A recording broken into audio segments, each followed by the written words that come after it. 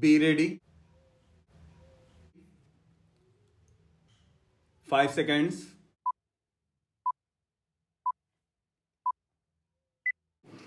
Start. Sir, one of the issues that was raised was about the price of coal and of petroleum. I must submit that the coal price has been recently raised because of the fact that we had to enter into the National Coal Agreement, which casts a burden on the exchequer to the tune of rupees 200 crores every year. In fact, even the costs of inputs have also gone up. Having regard to these two factors, we had to take a very painful decision of increasing the coal price. Otherwise, the industry would have suffered like anything. On the petroleum side, the position as it stands is that there is no doubt, as in fact, honorable members had made observations, that while production has gone up, prices have also gone up.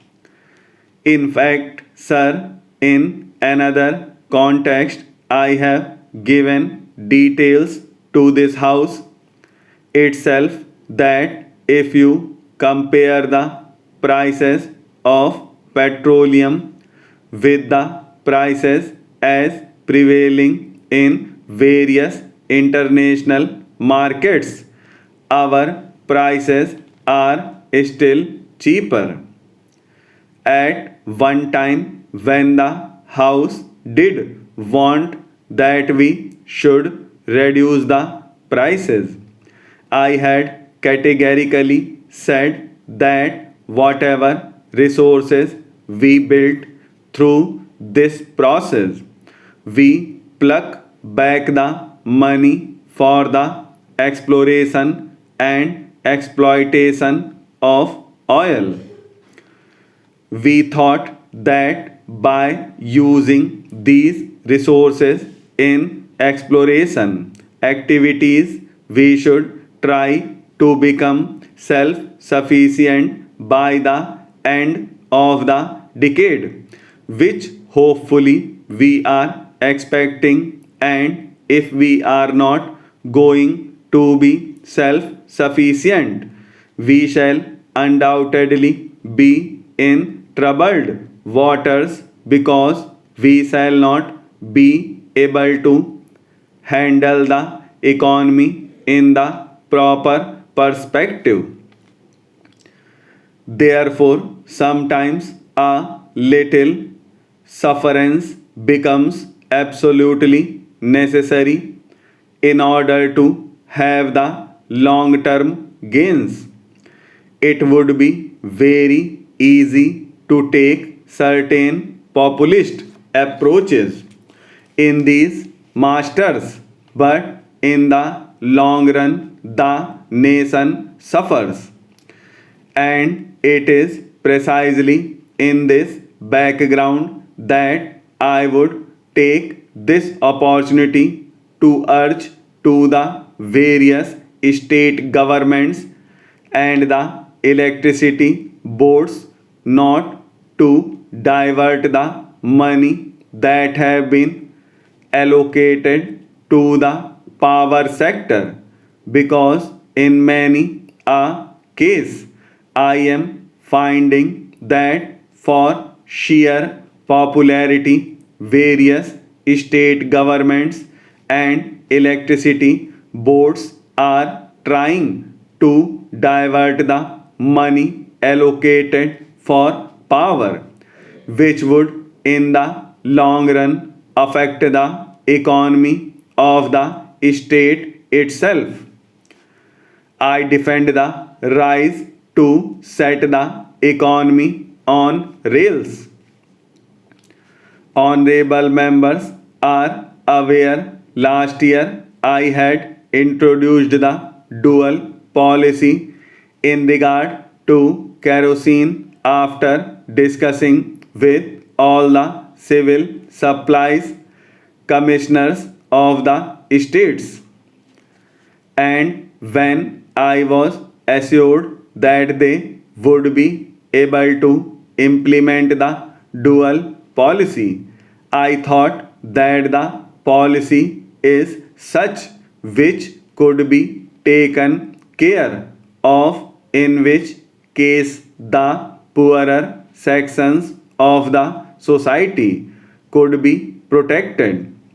But unfortunately, I found that the poorer sections were the first victims, as a result of which, within 1 month of the introduction of the dual policy, that scheme had to be withdrawn. In fact, I myself stood in Bangalore in the queue, and I found that the poorer people were not being given. And the dealer said that the quota that was earmarked in the levy system has already been exhausted, and it was very difficult to find out which quota was what. Because of the distribution system not being strong, this step had to be taken. Many a honorable member has been making a complaint from time to time that there had been adulteration of kerosene with HSD because of the fact that there is a disparity in prices. It is true, I concede that I am aware that about 19 to 20% of kerosene goes in the adulteration with HSD. I have been requesting the state government to take care of it, notwithstanding the fact that every quarter we go on increasing the allocation of kerosene to the states. Much of the kerosene is going towards adulteration, and I have been trying to impress upon the states that we have to import kerosene and that quite a large amount of foreign exchange is spent. While in the case of petrol, we are absolutely self sufficient. In the case of kerosene, we have got to import, and this I have been trying to impress that we cannot employ the price mechanism that often advocated, so that the adulteration of kerosene with HSD does not take place, because that would create more problems. The moment we increase the price of kerosene, it affects the ordinary man. Maybe some people had been trying to tell me that this is no argument at all. In fact, I found in the other house that some of the opposition members had been trying to put across to me this view. It is a question of policy which we are committed to. Whether one likes it or not, a policy decision has certain perspectives, and these perspectives we have sought to put forth for our all round progress.